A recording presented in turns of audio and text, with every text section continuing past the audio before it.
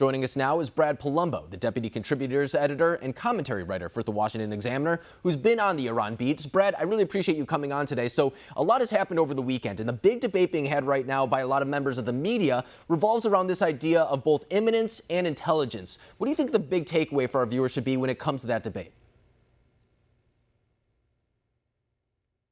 A little bit troubling about the tenor of the media coverage we saw over the weekend was the tendency that some left-leaning media outlets had to blame President Trump for the aircraft that was shot down by the Iranian military, killing 176 civilians. You saw several left-leaning publications attribute that to unrest in the region that they blame President Trump for, when in reality, the Iranian regime is what's responsible for what the Iranian regime does, especially such an egregious error. And I think in general, the entire media discourse over the president's actions has been politicized on both sides, right? You see both media outlets from left and right using it for political advantage and at times skewing the narrative to do so. And I think it's a little bit telling a little bit, too, when you see the people in Iran coming out in protests, and it didn't necessarily get the same type of coverage as it did when the Iranian people came out in support of Soleimani right after that airstrike. There was a little bit of a discrepancy there, and I think it's very much so worth pointing out that this is a little bit of an organic movement that was happening within Iran. I mean, Iran is very much so a sovereign and developed country. The people there, they know what's going on in the country. It's not the same situation as maybe somewhere like North Korea, where they're completely just hollowed out from the rest of the world. So what do you think that the administration should be arguing at this point? Do you think that they're doing the right thing when it comes to saying that they were justified in this attack and that any debate about imminence is misplaced? Or do you think that they should be changing their strategy? Well, I think the debate about the imminent threat is not misplaced, right? I think that the president, if there truly was an imminent threat, as the administration has claimed, then the president was more than justified in responding to that threat. However, President Trump did that without notifying Congress or without going through the procedures that you would if you perhaps had weeks' notice or months' notice of this threat. So he does need to back up that evidence with at least some form of declassified intelligence or further verification, because the American people have been lied to before about wars in the Middle East and conflicts in the Middle East. We were told that there were weapons of mass destruction and 5,000 American soldiers died in an Iraq war based on something that largely turned out to not be true. So I have no reason to believe that President Trump is lying or anything of the sort, but we do need to see further verification, because just government officials claiming so isn't quite enough to justify a strike of this magnitude. Right, and it's no surprise to really see that debate happening between Democrats and Republicans, but you also see it on the Republican side within itself as well. I mean, just last week, we saw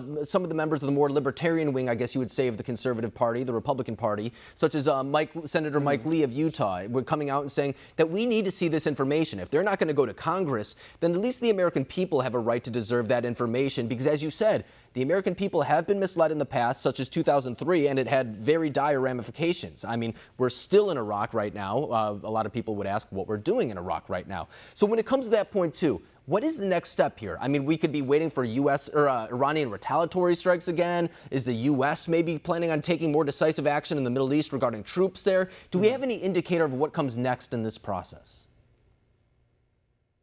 Well, it's kind of a wild card as to what comes next. But I will say one thing is that I was very reassured by the speech the president gave last week, where it really seemed that he'll be responding to the relatively mild Iranian retaliation, where they didn't kill any American soldiers, even though they probably could have with retaliatory strikes. The president responded in his speech with restraint. And it really seemed like he is intent on avoiding an all-out war and conflict. We should all hope that that's the case, because a war in Iran would be much more costly and much more difficult to win than even the failed war in Iraq. So it should only be entered into at a last resort. So what I'd like to see the Trump administration do is perhaps move back, as the president has indicated he's going to, towards economic sanctions and diplomatic repercussions, but to not escalate further violent or military intervention unless Iran does so, which I don't think it will, because ultimately they know that this is a fight they can't win. And I was reading some of your articles before this interview, and I suggest all of our viewers do the same.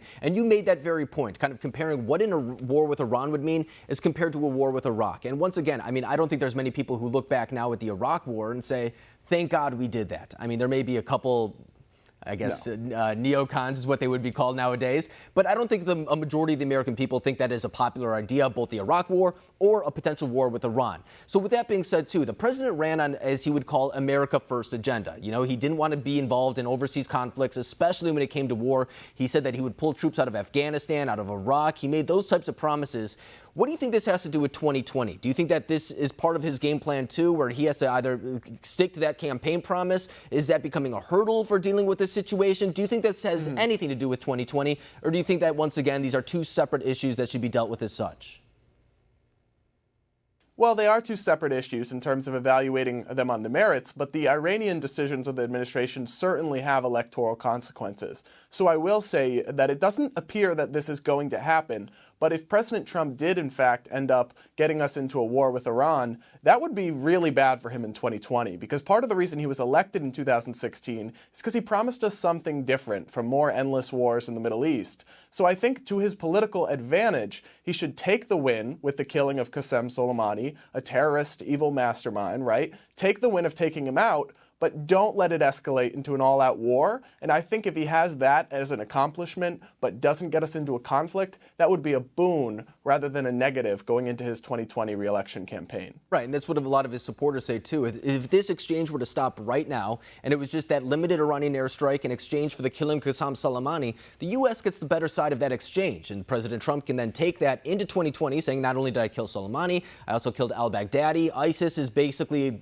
gone now at this point. He does have wins when it comes to this front as well. So it'll be kind of interesting to see how he plays this in the coming days. But Brad Polumbo from the Washington Examiner, I really appreciate you coming on tonight and giving your insight into this situation.